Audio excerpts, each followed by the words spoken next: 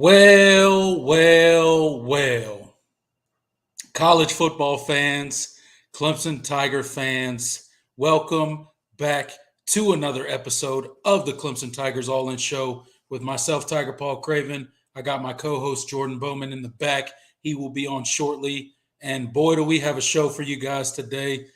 I'm sure if you're a Clemson fan, I'm sure if you're on this stream, you have heard all the news that has come out recently about Clemson's coaching change, particularly at offensive coordinator. We've talked about it in length on this channel.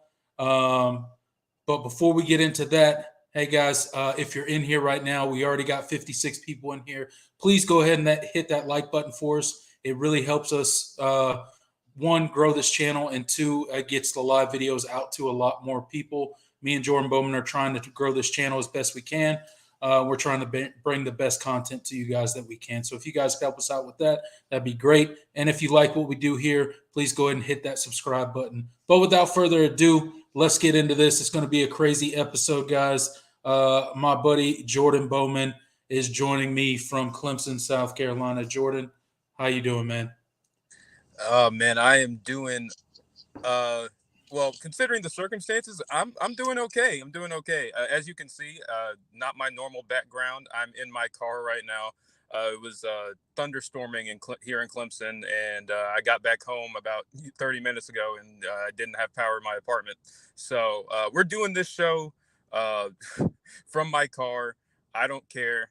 We've got big news. And I messaged you earlier today. The funny thing is, and you remember, I messaged you earlier today, and we were talking about what exactly we wanted to cover in the show. And I said, it's like, you want to do, you want to grade, the positions for this season or whatever. Yeah, right. And we're like, yeah. And so that was our plan going into today. And within the last hour and a half, all of that just blew up. So I'm doing great, man. That's awesome, man. Feeling pretty good, all things considered. It is, I tweeted out. It might have been a reply to somebody, but I said it's thunderstorming in Clemson right now. This was after the news that Brandon Streeter had been fired, and I said it's got to be a sign. It's got to be a sign of Dabo's fury or hunger coming back, just something like that. But man, it stormed today, but it's still a beautiful day given the news. So I'm happy, man.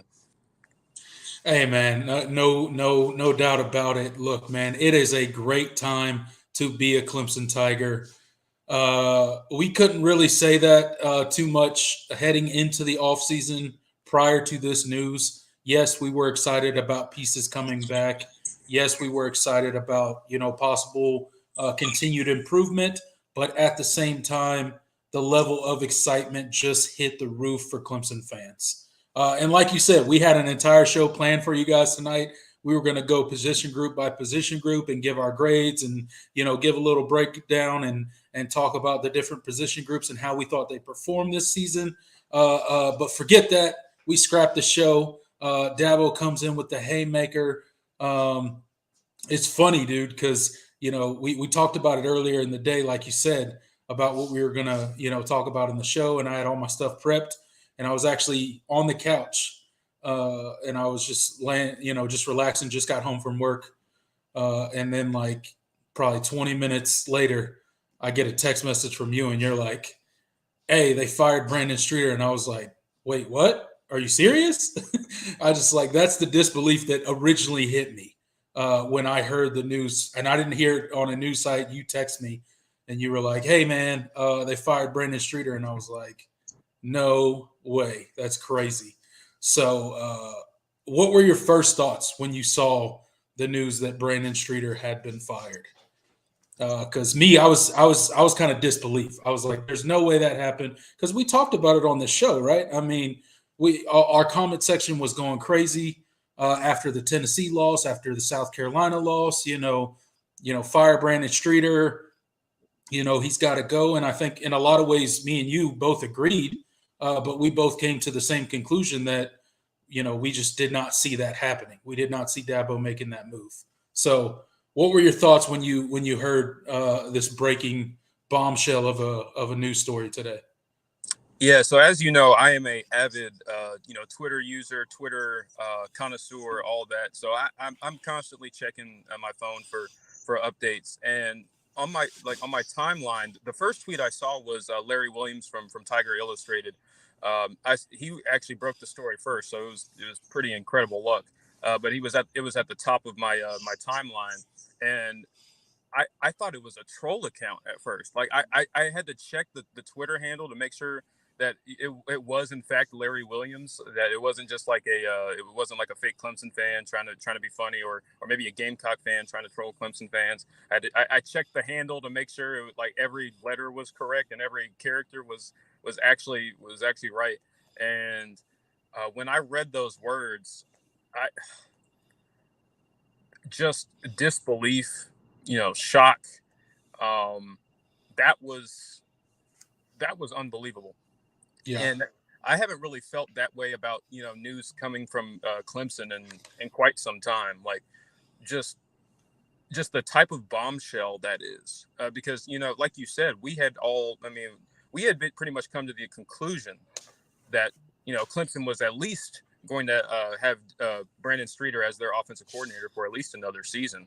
Right. Um, we didn't. We had the feeling that Dabo was going to try to make this hire work, and that giving it a year, only giving it a year, was not really on the table.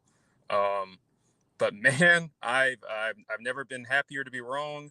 Um, and it was a pretty surreal experience, just hearing that news. And then I immediately, you were the first person I texted the news, and I was like, wow.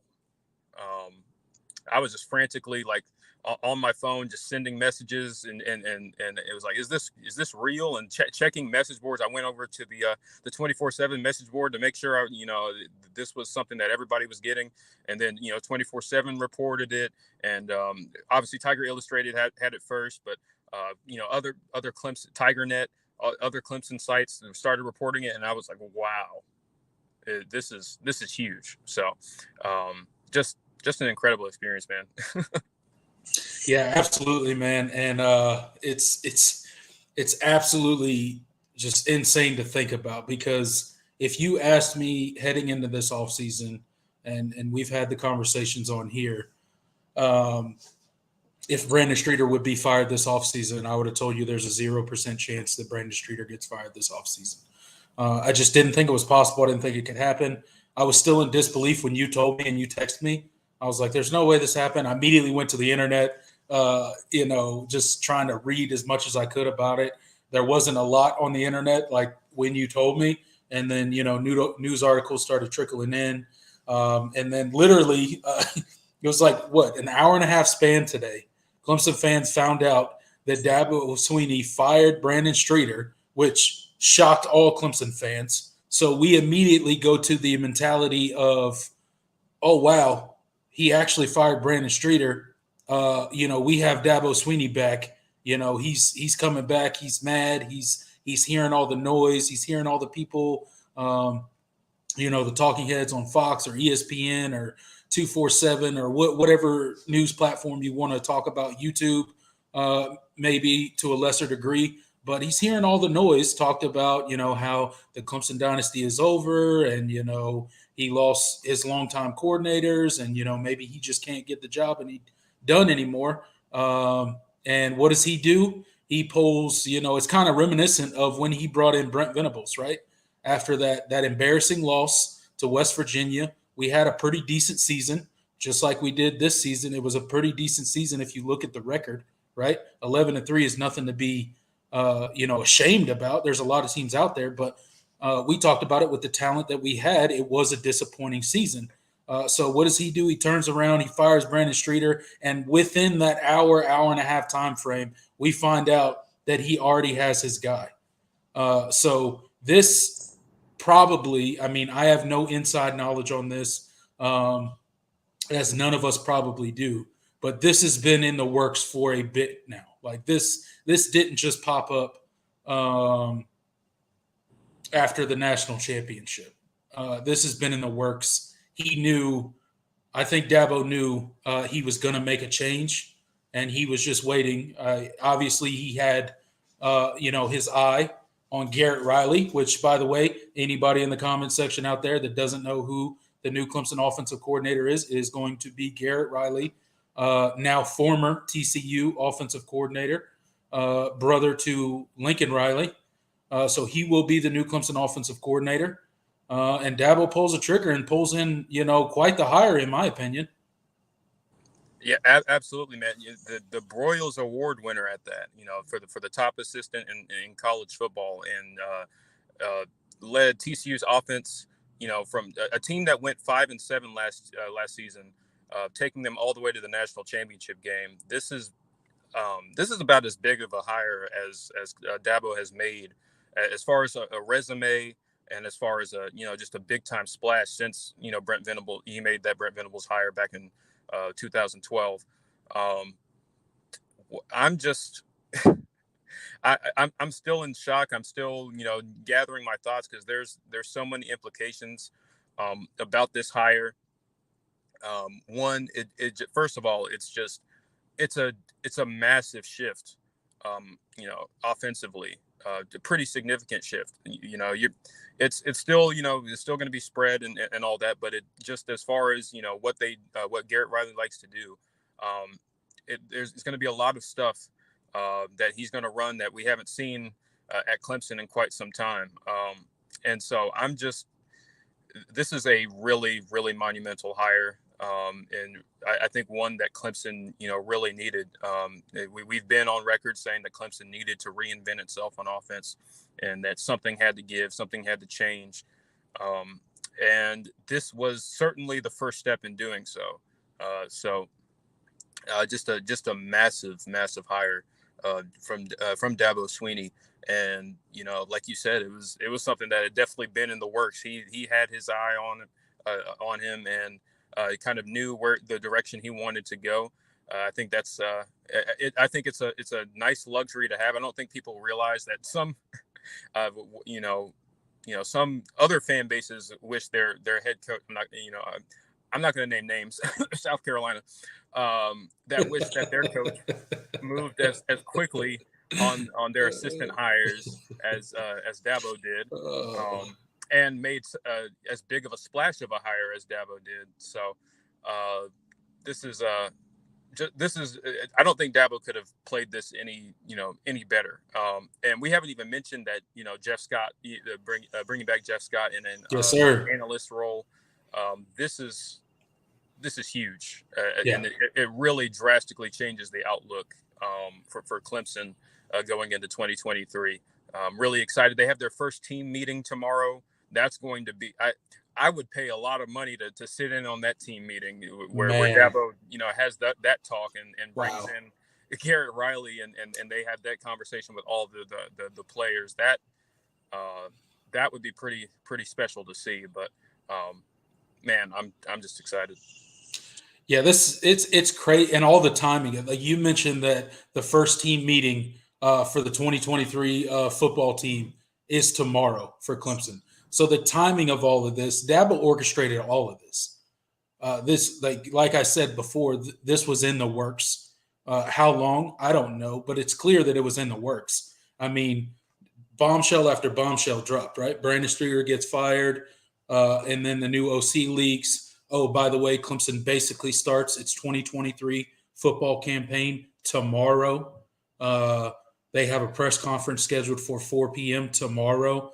So all this stuff lines up perfectly. We're going to have the new offensive coordinator and Garrett Riley in the building tomorrow. He's going to be there for that team meeting. He's going to get a chance to address the team probably after Dabo Swinney does. And Clemson's kind of turning the page and for a new season, right? And I mean, I'm off the walls right now, man. I mean, like you said when we were talking backstage before we came on, man, running off adrenaline right now. I can't believe this happened, but I am so happy. And for all the people out there that were saying Dabo was done and fired Dabo, which I know that was just a couple loudmouths that didn't actually know what they're talking about. We never advocated for anything of the matter. We did question and say we voiced our opinions very loudly about the offensive staff as it was constructed, that we didn't think they could get the job done. And frankly, we were right, because neither does Dabo. He didn't think they could get the job done either, or he wouldn't have fired the offensive coordinator. So happy to have Garrett Riley, a young guy, an energetic guy, a guy that's going to inject new life into this offense that we've been talking about for probably 2 seasons now, that needed new life. It needed to be reinvented. It needed a new identity. And Garrett Riley is going to be the guy that's going to give us that new identity, those new schemes, those new concepts that can really help. And guess what? His talent that he's going to be working with at Clemson, much better than the talent that he was working with at SMU or TCU. So let's keep that in mind. Everybody, there's going to be the naysayers out there. Oh, look at Clemson. Oh, look at them. They're celebrating getting an offensive coordinator that got blown out in the national championship game. Okay. But Clemson's talent and TCU's talent are two totally different things, which is why they got blown out in the national championship game, because Georgia is just a different animal. They roll out 5-star after 5-star, 4-star after 4-star. TCU don't have those guys, So I'm excited about Garrett Riley. I'm excited about Jeff Scott. I know Jeff Scott has been mentioned as coming back as an offensive analyst, and he's going to be doing some recruiting. We know Jeff Scott can recruit. We've seen the guys Jeff Scott has brought into the program. Guess what? They're playing on Sundays right now in the NFL and making big money and big plays. So excited to have Jeff Scott back as a recruiter, working in some capacity with the offense. What that'll look like, who knows? But there's just a ton of excitement going into the offseason for Clemson now, man. Spring is going to be super exciting. We're going to have plenty to talk about. There'll be no shortage of content for me and you to talk about, Jordan. But we'll see what Jeff Scott has to offer. I knew there was something about him mentioning being back in Clemson and all that stuff. And, I know it was said that he wanted to take time off, but he's not going to have an on-the-field role. So maybe he still will be able to get, that family time he was looking for and stuff like that, and still be able to help out the Clemson Tigers. Absolutely, man. And you mentioned recruiting. Just these moves in general. I can only imagine what this is going to do for Clemson recruiting on the offensive side of the ball, because it's been pretty evident over the past couple of seasons that the top high-end recruits, on the offensive side of the ball, particularly a wide receiver and running back, it just Clemson's production on that side of the ball has quite frankly been a turnoff for I'm sure for a lot of guys that were possibly looking at Clemson and considering Clemson. Clemson hasn't been able to sell the offensive explosiveness that they once had, and what helped them land so many big time guys in the past. And I think this move kind of puts the country on notice, puts these high school kids on notice that Clemson is serious about having an explosive offense again, and an offense that recruits will be able to produce and want to come play in, and eventually get them to the NFL. So I think this is huge from a recruiting standpoint. It's an on the field standpoint, and just from a coaching standpoint. I think. There's just been so much scrutiny about Clemson and their quarterback development over the last few years, rightfully so, because the production at that position has just, quite frankly, fallen off. And there were even when Clemson had guys like Deshaun Watson and Trevor Lawrence, there were still some questions about how well they developed during their time at Clemson. Yeah. And I think a guy like Garrett Riley, who has a proven track record with quarterbacks, and getting to work with a guy that he really offered out of high school when he was at SMU in Cade Klubnik, I think that's a huge deal. I think it's a really big deal, and I think just considering what Garrett Riley likes to run and what his goal is on the offensive side of the ball, I think having a guy like Cade Klubnik, I think that's a match made in heaven as far as just an offensive coordinator, a scheme, and a quarterback meshing is concerned. So I think this is a really home run hire for Dabo. I think this is just huge in so many ways, and I think it's quite frankly almost a perfect fit. I don't really see where where the concerns could lie. I mean, obviously no hire is perfect, and not everything goes exactly according to plan.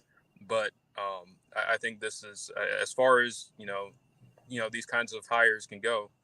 There's sometimes a crapshoot, but this is about as good as you can as you can get if you're Clemson. So just a really incredible move, and a move that we weren't sure that Dabo at this point in his career, with all the success he's had, was still had the fire and drive to make. So this is huge. Yeah, like you say, this is an absolute killer hire. I think it fits. To your point, it fits great with Clemson's offense. Yes, he knows Cade well. He recruited Cade. I think somebody in the comment section said, "I know who's excited." Cade Klubnik. Yeah, I bet he is excited, and I'm sure a lot of the players are excited. You saw some players reacting and liking the news that Brandon Streeter was let go as offensive coordinator. Those guys are in the building every day. So as much as we like to sit back and look at the games and try to give our 2 cents, because that's what we're here for. That's what's fun to do when we're on YouTube and as fans and stuff like that. We like to talk and give our opinions, but clearly those guys know better than us, and they knew that the job wasn't getting done as well. Clemson was could have been so much more this season. It didn't happen, and we have to move on from that. But it's great knowing you mentioned something that we talked about at length a couple times on our shows this past season about, is Dabo still willing to make those tough decisions? Those tough decisions when he brought Chad Morris on. Those tough decisions when he brought Brent Venables in after getting embarrassed in a bowl game against West Virginia, right? Those tough decisions with firing people that weren't playing, that weren't coaching to the standard and weren't getting the results that are expected at Clemson. We talked about, is Dabo still willing to make those decisions, or is he going to be stubborn? Because we all know, look, I love Dabo Swinney as much as the rest of everybody, as much as every Clemson fan should, because he's brought us the greatest success that we've ever seen in program history over a long period of time. And guess what? Those of you that thought Clemson was going away, they're not. We're not going anywhere. So it's great to see that Dabo Swinney is still ready, able, capable, and willing to make that tough decision, right? We said he's the $10 million man, right? He's paid to make those tough decisions, and he said as much in his statement today when he released the statement after the news broke that Brandon Streeter was let go from Clemson. He basically said, and I'll read the statement here in a minute, but he basically said that, hey, it's my job as the Clemson coach to evaluate our team, and basically he wasn't getting the job done, so he's got to go. So I'm excited about the hires. I don't think that Dabo could have done any better. He's the assistant coach of the year. He took, he was at the helm for a TCU offense that made a run all the way to the national championship game. Whether you believe they were supposed to be there or not, they won their way into it. So regardless of what happened in those 4 quarters, I think they deserve to be where they were. So excited is all I can say. I can't wait to see what he does with this offense, because he's got some pieces. I mean, we talked about it. He's got Cade Klubnik. He's got Will Shipley. He's got Phil Maffa. He's got Antonio Williams. He's got hopefully a healthy Adam Randall for the first time in a Clemson uniform. And hopefully, maybe we can add a receiver or two. We'll see how the roster numbers shake out. I know we don't really have room right now for very much, but we'll see how the roster shakes out. I'd like to see, us get a little bit more in the receiver room, but we'll see how it works out. And doing a hire like this may attract somebody to come to Clemson, right? When they see that change, when they see Dabo's willingness to, you know what, we're not getting the job done. We should be doing better. So I applaud Dabo Swinney. Anybody that was doubting him, I wasn't sure that he would do it. So I guess I'm in the camp that I was doubting that he would make this decision. You and me both. But like you said earlier, I couldn't be happier to be proven wrong. Clemson is finally got rid of the experiment of promoting from within when it comes to that particular hire. And he went out and he got a proven guy, a proven offensive mind that has done it for a long time, or done it for long enough in the college football landscape to know that he knows what he's doing. He did it at SMU, he did it at TCU, and I have no doubts that he will have no problem taking the talent that's on Clemson's roster right now and doing great things with it. So, real quick, guys, if you are in the live chat right now, go ahead and hit that like button for us. We have 227 in here right now. Well, I didn't even see the number, so wow. That's we got 231 people in here right now. We got 43 likes. Please get us over 100 likes, guys, if you could. Get us over 100 likes. We really appreciate you guys stopping by. Shout out to the comment section. It's popping off tonight. Everybody's super excited. Everybody's got an opinion about what's going on. We got some opposing fans in here. This is great. It's awesome, man. It's awesome. If I was an opposing fan right now, I would not be happy about this. I would have wanted us to keep Brandon Streeter forever.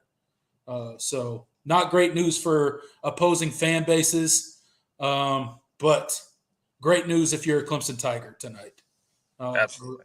Great times ahead. So appreciate you guys getting in here. Hit that like button. If you like what we do, if you're a college football fan at all, whether you be a Clemson fan or a fan of somebody else, me and Jordan will be here all off season. We were here all season. We're not going anywhere. Every Thursday we do a live show. So come hang out with us. We'll talk Clemson. We'll talk college football. We'll talk all sorts of stuff. And if you talk to anybody that's a regular in our comment section, we regularly get off track and into rabbit holes at the end of our show.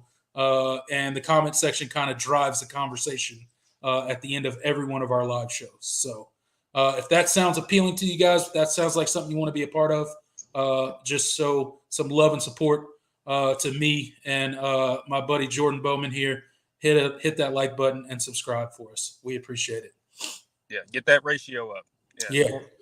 We need more than 43 likes. Yeah, help us out. Help us out. Yeah, we're doing our best here. Yeah.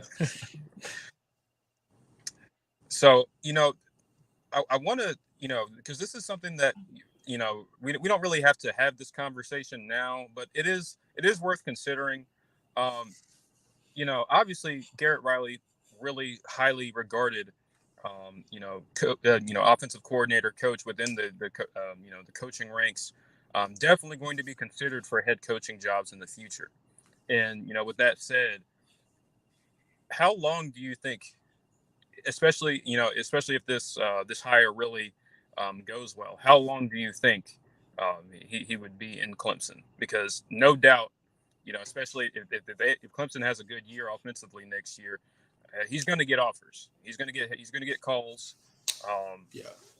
It's a guy of his caliber, a guy that's related to a coach like Lincoln Riley, and a guy that's worked under so many different high caliber coaches and produced a lot of big time offenses. He's going to get a lot of looks for head coaching jobs. So do you think this is a 1 year deal, or do you think he could stay for at least a little while? Honestly, if I had to guess, I would think he would be here a little while. Now, there's no guarantee. This is the world of college football. And, if some major college football team or some major college football job opens up and they go after him, all bets are off. If he gets offered a major college football job, he's probably leaving. why would he stay as the offensive coordinator at Clemson, right? Um, I could see it being a 1 year thing, but I think he'll be here a couple years, maybe 2 3 years, and really get proven. Not that he's not already proven as an offensive coordinator, but again, we also I don't know very much about him personally. I'm assuming that he does want to be a head football coach one day. I would assume that that's what he wants to do, and if it is, I would assume that eventually he's going to get an opportunity. But as a Clemson fan, I hope it's 2 to 3 years down the road. We can get a couple years with him, get our offense back on track. Maybe get a national title out of it while Cade's here, and then he can move on to bigger and better things as a offensive coordinator. Yeah, absolutely. And yeah, the hope is that he sticks around. I mean, he's a young guy. Right. He's So I got mean, plenty of time. he's He's got got time. Yeah. yeah. I mean, if he stayed at Clemson, 3 4 5 years, that's not gonna the guy's only 33 years old right now, so he would still be an extreme, like, even if he stayed 5 years, uh, you know he'd be 38 years old. That's still an extremely young head coach for college football, right? So not saying that age would hinder him in getting an opportunity. It just depends on what type of opportunity he's looking for. If he's looking for a lower level head coaching opportunity, he probably won't be at Clemson very long. If he's looking to get a job, I don't know, a bigger job, a more high profile job, I guess, he's probably going to be there a little bit longer, right? Yeah, that's the hope. And I'm sure. Obviously, we talked about it. This was a hire that was obviously in the works for a bit. Mm-hmm. Just from the timing, um, and everything, and just how everything happened so fast. Yeah. So I mean, you have to think that Dabo definitely had that conversation with him, about the long term and Oh what yeah. what he plans to get out of his experience at Clemson, because there are some guys that are just they like to be longtime coordinators. Brent Venables or at least guys that are willing to take their time and wait for the right offer, like Brent Venables, or he could be looking for that opportunity relatively soon. So. I'm sure that Dabo probably has a good pulse on what Garrett Riley's mindset is going into this job and this opportunity, and I'm sure that's a conversation that they've had extensively. So either way, I don't think it's a worry if this is a 1 year deal. I'm sure that Dabo is very aware of that possibility if that's something that. If that's something that Garrett Riley is seriously considering. So whether it's a 1 year deal, whether it's a couple of years or a really long time, I think this is either way. This is a huge hire for Clemson, and so this is a really really great day in an offseason that seemed like it was going to be really really uneventful and and boring. And so I think there's Yes. a lot of renewed optimism on the offensive side of the ball, and I think that's something this program desperately needed because for obvious reasons there hasn't been a lot to be excited about other than a few pieces here and there and a few moments here and there about this offense. And speaking of which, it's something I thought about. Do you think that that Joseph Ngata is considering coming back, or I know he declared for the draft this past week, and we didn't even get to really talk about that because of this news. Right. That was also going to be on the docket. I know he wrote the letter, but if he hasn't filled out the paperwork, it's not official. I mean, he can always Yeah, I come think back if he hasn't formally I, th- submitted it yet. I think up until what you sign an agent, right? As long as you don't sign an agent, you can Yeah, come back, right? well, I actually, I if you submit the paperwork, I'm not sure if you formally enter the draft. I'm not sure you can come back. That, Mm. but that I don't know. Someone in the comments probably knows that deal better. Yeah, absolutely. I'm sure. Um, if if I was him, I would think about coming back. To be honest, and we were going to talk about it more. We can still talk about it, but honestly, I was a little surprised when I saw that Joseph Ngata decided that he was going to enter the NFL draft. I don't know what kind of grade he got back, but I don't see him being a very high draft pick at all. I mean, he's probably going to be, if he's drafted, he's going to be a late round guy, in my opinion. He hasn't really proven anything in college. He's been inconsistent. He's had, cases where he's dropped the ball a ton, especially last year, 2021. He dropped a ton of balls. He's dropped some this year, came on kind of at the end of the year, had a couple, pretty good games. But at the same time, I think he's a guy that another year, maybe under a different system where, he gets a little bit more opportunity, could really help him. So if I was him, I would consider it. But again, I don't know. I don't know what kind of draft stock he got back. I don't know what kind of grade he got back, or what is factoring in to his decision to go to the NFL and test the waters there. Because honestly, man, like that's tough. You get one shot at the NFL. And there's a lot of dudes out there, and if you're already low going in, I don't know, man. I was honestly shocked that he declared for the NFL draft. Um, John Sarian said Cade made Ngata look very different. Yeah, he did. Ngata looked way different with Cade in the ACC championship game, and then obviously to a lesser degree against Tennessee. We couldn't get the job done, but we did move the ball a ton, and he made catches. So if I was him, I would. I would definitely reconsider my decision, but will he? Probably not.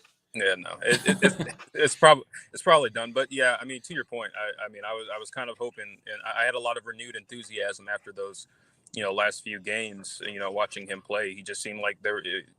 I don't know. He seemed to play with more juice. It seemed like he was getting separation more. Right. Just the catch, he was making nice catches. He was getting more catchable balls too, which I think is a big deal. Um, so he won a lot of reps. So I was hoping that going to 2023 he would take this year with especially now under a complete, this is going to be a really new system, that he could really have some upside in this offense. And I think of a guy like Cornell Powell. Um, in 2020, he was a guy. Cornell was in the, I believe he was in the 2016 freshman recruiting class. So he was there for both the Clemson's national championships. Really mainly played in a reserve and special teams role.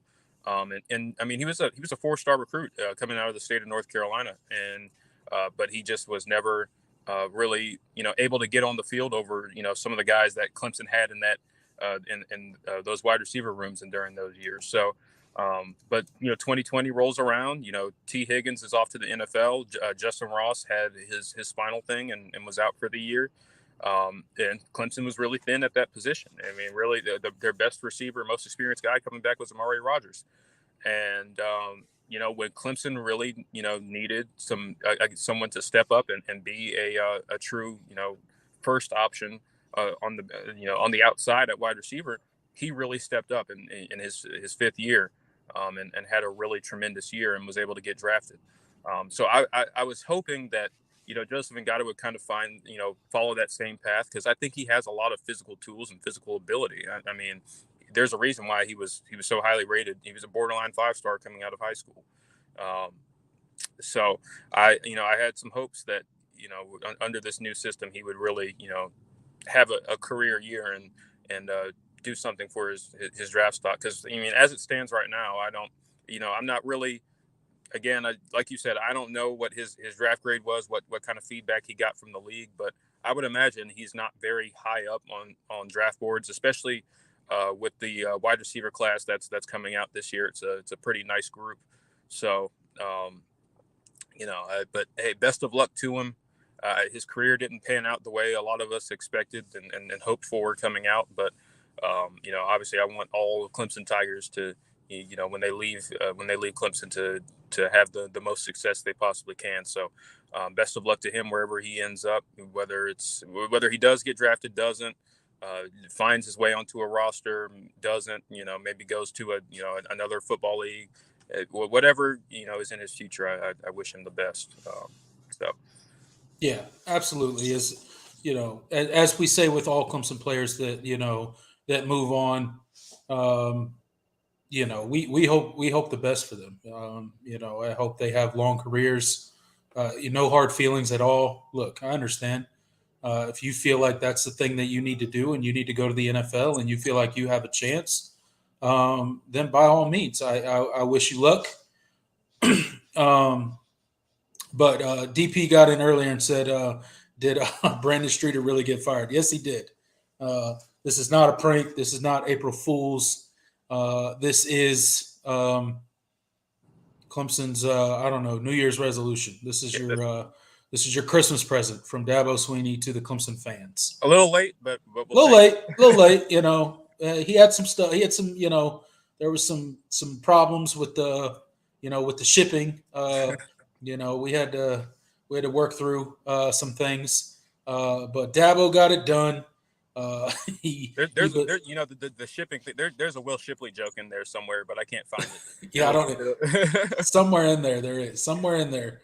Somebody more quick witted than myself would have been able to run with that one. Yeah. But unfortunately, you guys are stuck with me. So, um, what what a crazy day, man! The last thing I thought getting off work today was that news would hit of this. We like I said, we had our whole show planned. I had all my stuff written down for the different position groups, and that was going to be fun. But hey, we'll save that for another show.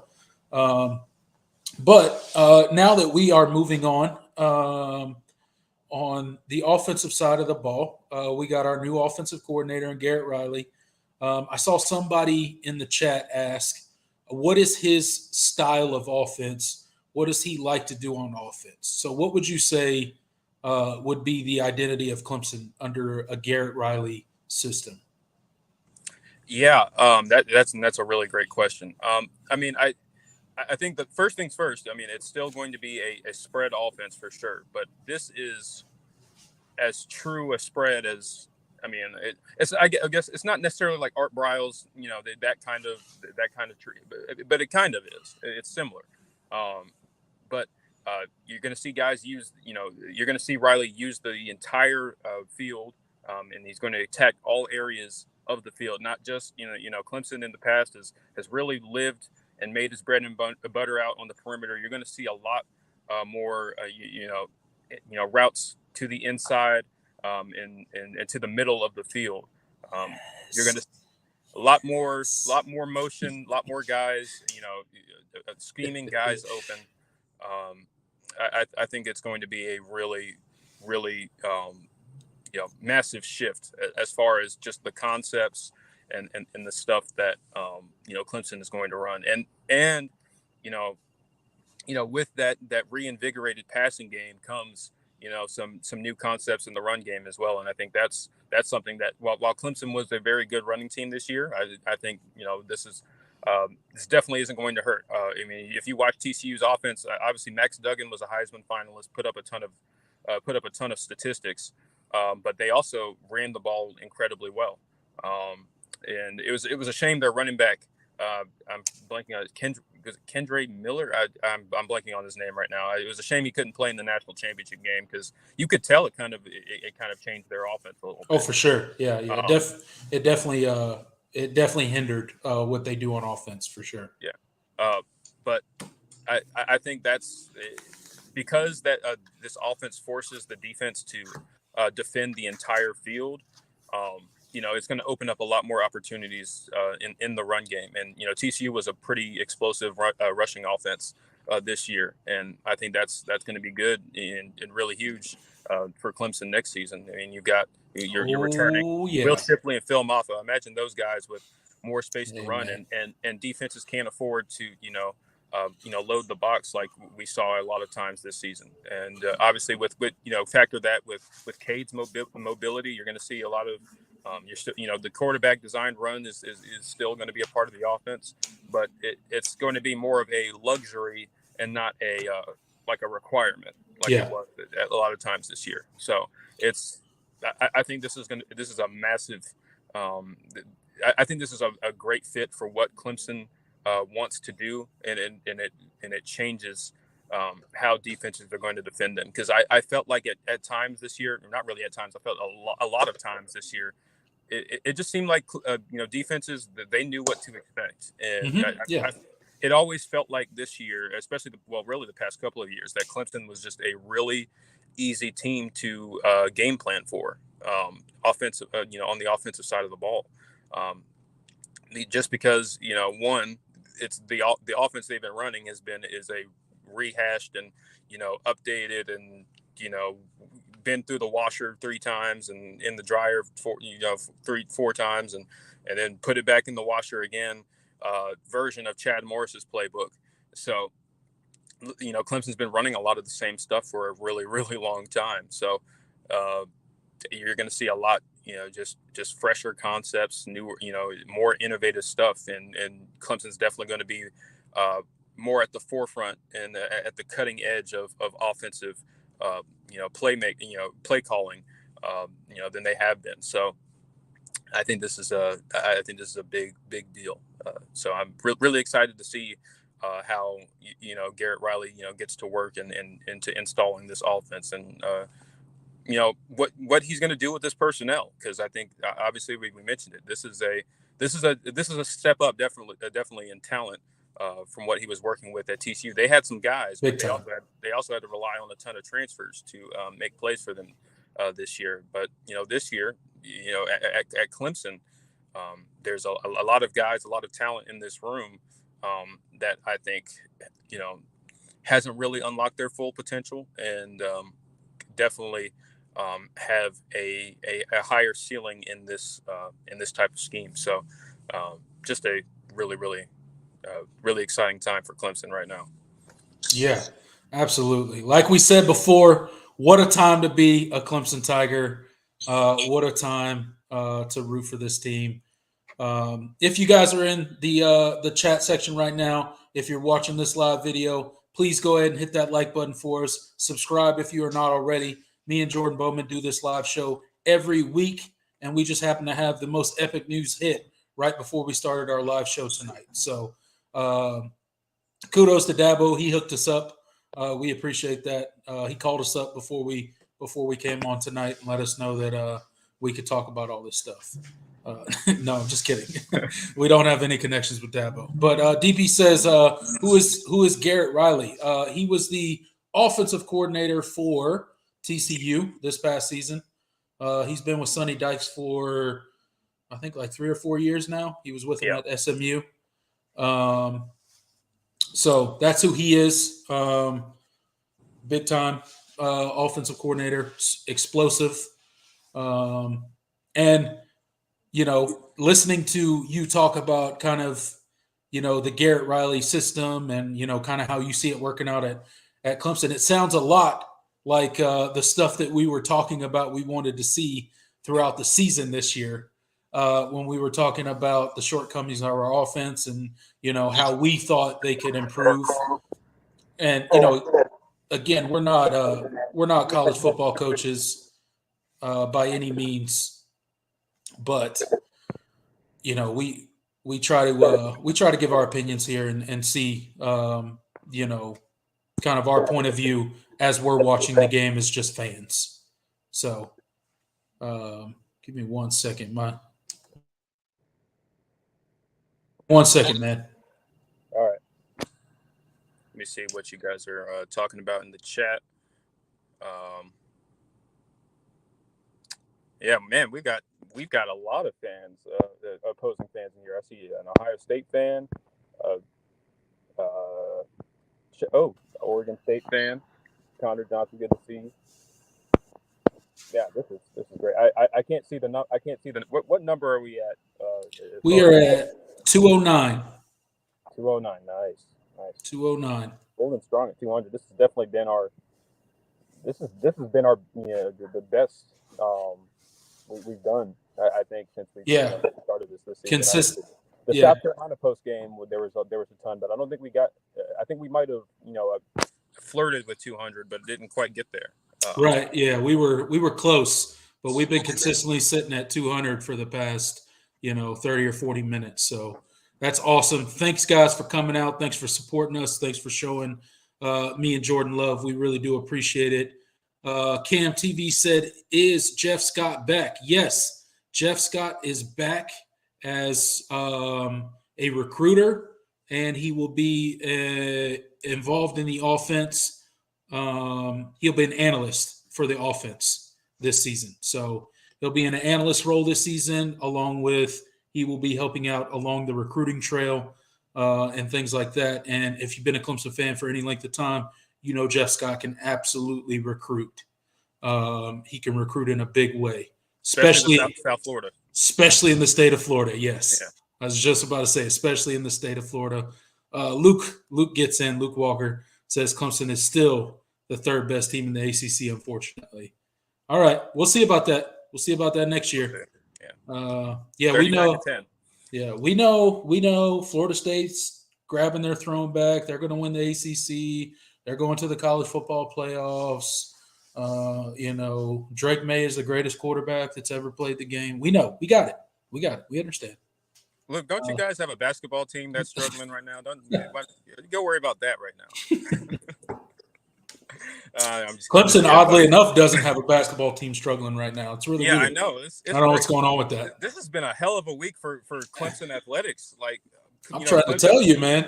Clemson basketball is 6-0 in the ACC for the first time in the 70 years they've been in the conference, and then Clemson makes all these moves on on the offensive side of the ball. And speaking of which, and something that I think is probably going to go under the radar, but I think is a really big deal, is I think there's going to be a lot of turnover as far as Clemson's support staff. And I think there's some guys. I would not be surprised if there's some guys that Riley's interested in bringing in supporting roles, not necessarily, not on the field type stuff, but the kind of the underbelly of every good college football program has its share of analysts and player development and all of that. So I'm really interested to see if he's going to bring in some guys. I don't think it's going to be massive turnover, but I think there's going to be some changes at a few positions. Not necessarily guys that are getting fired, but guys that are just moving on to other opportunities, which happens every year. Right. So I'm really interested to see what what that kind of looks like, because I think that could help as well, because that's just more outside influence and outside opinions being brought in for on the offensive side of the ball. So this is you talk about home run, slam dunk hires. This is it. This is about as big as it gets, right? Yeah. And it shows Clemson's ability to go out and get whoever we want, right? Which was kind of the pushback last season, when Tony Elliott left and Brent Venables left. We were kind of looking for Dabo to go out and do a national search and go pluck whatever coordinator he wanted, right? Now, the jury's still out on Wes Goodwin. He had an okay season, right? It wasn't a great season by any stretch of the imagination, but I think he showed growth. And I think he showed that, he has the ability to get better. And anything outside of Brent Venables was going to be a step back for Clemson, right? It was like Brent Venables, in my opinion, was one of the top, if not the top, defensive coordinators in the country. So you lose a guy like that, you expect to take a step back. But I think, Wes Goodwin did, as good as anybody could have done when you're losing the guy in the stratosphere and the caliber that Brent Venables was, right? So I think we're okay on defense. Will he be the answer, 5 years down the road? I don't know. We'll see how it goes next season. If the defense continues to get better, which I expect it will, I think Goodwin is the guy on defense. I think he's a smart guy. I think he understands. And one of the things that I think he showed this season, one of his greatest strengths was that he showed in-game adjustments, right? Which is something that our offense did not show at all at any point in time in the season, but he did. So that gives me hope for the defensive side of the ball. The offensive side, obviously, we have, our new coordinator. Hopefully, he utilizes our tight ends, attacks the middle of the field, schemes our wide receivers open. We have some talent in the wide receiver room. We do. We do have talent in the wide receiver room. I refuse to believe that we just missed on every receiver, right? I refuse to believe it. There's no way. There's other big-time college football teams recruiting these guys too. We're competing with them, and we're winning with some of them, and they're coming to Clemson, and they're not producing. So in my mind, that has to do with the offensive staff, and we just had a big change. So with all that said, let me ask you this question. We know we got a new offensive coordinator, right? You talked about maybe some turnover in the support staff, maybe some changes happening in the support staff. Do you think Garrett Riley is going to bring anybody with him or anybody from anywhere else onto his offensive staff? Or do you think there will be any changes on the offensive staff minus, outside of the one we obviously already know about, which is the offensive coordinator, Garrett Riley? So you're talking like position coaches? Position coaches, yes. Oh, yeah. That I'm not so sure about because I'm really interested. I'm really interested to see how that conversation went because I'm sure there are some guys that Garrett Riley has in mind that he would have, he might like to bring over into position coach roles. But I don't know. I feel like. I don't know. I feel like Dabo still has a lot of confidence in the guys that are currently in their positions, and he feels like they just needed new leadership, new management, whatever you want to call it. So I feel like if he was going to make a position coach change, I feel like that would have been done. We would have heard about that today as well. They're having the board of trustees is going to officially approve. They're having a meeting tomorrow to officially approve Garrett Riley's contract and all that. And so if there was more guys, coming, I think we would have known. But let's not. I don't know. I'm not going to complain too much. I'm really happy with, this move in general, and we'll see what these assistant coaches look like. Coaching to a different scheme, coaching to a different identity, because maybe that was the difference all along. So maybe it was, and maybe it was. Hunter Gofro, who's returning on the defensive line? Yeah. Oh, Edward already got you. Rook, Tyler Davis, Maskell, and XT. Yes. So we got quite the group returning on the defensive line. And we got Peter Woods coming. You still got Vic Burley. You still got Trey Williams in there. He was hurt. Yeah, I mean, we're good. We're good on the defensive line. We'll be just fine. No worries there. So again, I like the answer that you gave. I don't think there will be any change in the offensive staff. I'm sure that's a conversation that Dabo and Garrett Riley had about, hey, we're comfortable with the position coaches we have here. Are you comfortable coming in and just implementing your scheme? And maybe it's a probationary thing. Maybe Dabo gave him the green light, like, "Hey, come in here, install your offense. If you think somebody ain't working, let me know, and we'll make a decision." Right. So maybe it's something like that. But uh, you know, Brandon Streeter was also the QB coach. So are we going to bring in a brand new QB coach, or do you think somebody on the staff is going to take over that particular role, or where do you see us going as far as the QB coach? Yeah, that's a really interesting question because I mean from all the reports, it doesn't. I don't know if they necessarily said that Garrett Riley was the quarterbacks coach. If that was going to be part of his title, I may be misremembering. I really don't know if you know if that's not part of his title. You have to think they're going to make a hire somewhere. Maybe that's where he decides to bring in his own guy. If Garrett Riley is not going to be um, the official quarterbacks coach. So I don't know. I think I guess that remains to be seen. So I just but you would think he would be the QB coach though. So maybe that's Okay. just Edward said he was the QB coach at TCU. yeah. So I knew so he was. he'll probably just be the QB coach at Clemson too. He'll hold the dual title of QB coach and OC. I just wasn't sure if that was going to be the case or we would go somewhere else. Um, but it sounds like he'll probably just be the QB coach as well, which tends to be par for the course.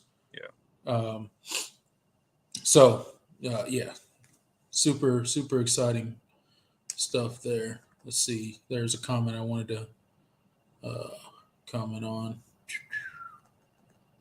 Why not make Jeff Scott wide receiver coach?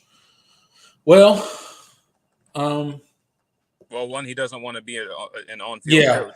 I think the thing with Jeff Scott is he doesn't want to be on the field yet. Now, will he want to be in the future? Maybe, and maybe that's a change that can be made later if Tyler Grisham, doesn't get the job done for whatever reason. Or he does a Obviously, great job and gets hired. yeah, or he does a great job and leaves Clemson and goes somewhere else as OC somewhere else, or something like that, gets a better position somewhere else.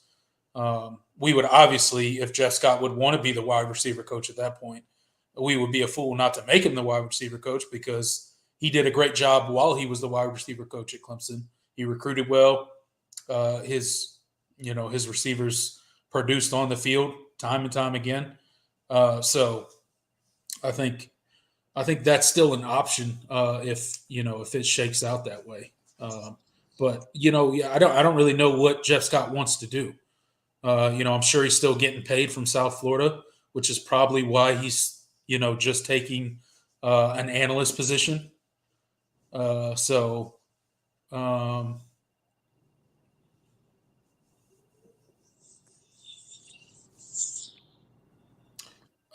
John Sarian comes in and says, "Who confirms Jeff Scott is coming to Clemson? People are reporting that he said tonight he is still sitting out for personal reasons." Well, I don't know. I know Brad Crawford tweeted it out. I know a couple of other Yeah. reputable media members tweeted it out. So that's a good question. If that's the case, because I haven't been on, I haven't followed up on that very closely. So if that's not the case, well, Yeah. that's that changes things. But That would be unfortunate. Especially if he is coming on into the analyst role, and that recruiting piece is big for me because Jeff Scott can absolutely recruit. So I hope he is coming back. Like you said, there's been several media members, reputable guys, guys in the know, guys that know people, guys that have conversations with, people every day. So hopefully it's the case, but maybe not.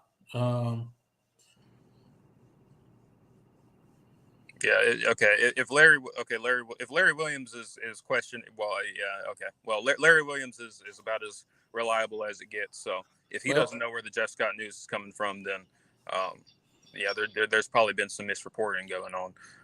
Maybe that would be unfortunate, but it's okay. Yeah, It's okay. I have no doubt. Even if he does decide not to come back right now, there's really not a doubt that I think Jeff Scott will be back with Clemson football in some capacity in the future. yeah.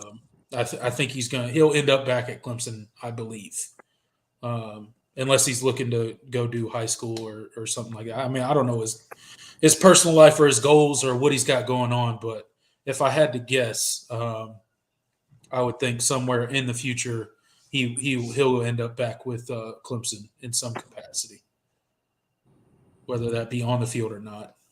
Right.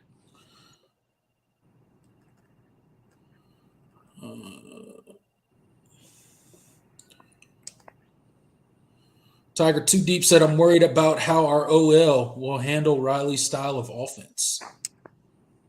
I don't know. The thing with the offensive line, and I've been very complimentary of them overall this season.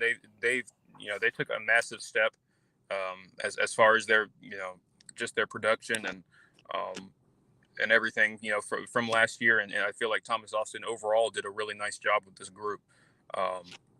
And I think there's some really highly touted and talented guys in the room. I think the question right now is one, the interior is really shaky, and I thought in Clemson, all of Clemson's 3 losses, I felt like they were exposed a little bit, and I thought the Tennessee game, if you want to see just a masterclass of poor interior offensive line play, go play that Orange Bowl, because that was rough film to watch. That was a rough.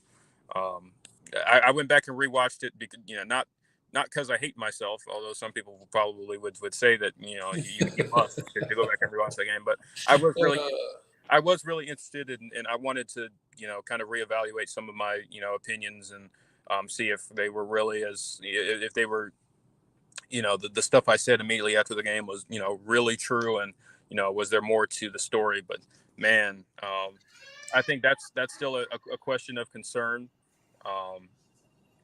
As far as I feel like there's capable guys in that group, but I feel like I don't know. Just watching that game, it felt like one, they really missed Marcus Tate, Big time. big time when he went down. No, and that's no disrespect to Mitchell Mays, because he was put in a tough position. He's been repping at guard. He's repped at a lot of different positions during his time at Clemson, and so he did the best he could. Will Putnam is a first year center. It's nice to have him back just for the continuity, though. This is the first time first time since 2018 that Clemson has a returning center. Yes. So I think that can't go that can't go unnoticed. And I feel like Walker Parks, I don't know, I felt like he struggled a lot at times at right guard as well. So I think that group is really what needs to get better. And I think Thomas Austin is going to do what he can in the offseason. I think I mean, from everything I've been told about him, he has a really bright future as an offensive line coach, and that I think he's already done a good job, and he's recruiting really well. I think Clemson is going to have more bodies obviously in the room this year to work with, and hopefully some of the guys that have kind of been sitting on the back burner are able to step up more, because I think that's what Clemson really missed this year. I feel like the starting 5 was very capable, but once you got past it, there were guys with that were not, a lot of guys that were pretty highly rated, but just weren't ready for whatever reason and didn't play that well. So building that depth on the offensive line is going to be key. I think that's going to be big as far as under a new scheme and all that. I think having guys that are ready off the bench is going to be huge, because I mean, if you look at the recruiting rankings, this is about as talented as Clemson has had as far as the offensive line is concerned. If you're talking about rankings, there's a lot of 4 or 5 star talent in this room, more so than previous years under Dabo. So to make a long story short, I've been talking about the offensive line for a long time, but that's a group that still has strides to make, and obviously the left tackle position is going to be really interesting as well, because that could be a position if Tristan Lay is not ready. I mean, that's a position where you could see a guy shuffle around, a starter shuffle to to that side of the ball. Maybe it's a Blake Miller, maybe Walker Parks goes to left tackle. I don't know. There's a lot of maybe it's Marcus Tate. So that's going to be a really big deal. Parks could be good at tackle. Yeah, he was good at. He was very capable and solid at right tackle, and obviously Jordan McFadden made that transition from right tackle to left tackle. So he seemed better at tackle than he did at guard this season. Yeah. So absolutely, yeah. It could be a move where he moves out there, or they scoot Blake Miller out there to the left tackle and then move Walker Parks out to right tackle again, because he did perform well when he was out there. So could be an option. But I like the direction that our offensive line is going, right? I think Thomas Alston is doing a great job recruiting. I like the big bodies that he's recruiting now. And we'll see how everybody develops, but we seem to be going in a better direction with the offensive line than we have in the past. Offensive line has always been, kind of a weak point for Clemson outside of a few different years where we were pretty good. But as a whole, it hasn't really been our strong suit. So, but I think Thomas Alston, he may be the guy to be able to turn that around for us. So we shall see. We shall. Tate getting hurt was a huge missing piece. Yes. Absolutely. Yeah. Yeah.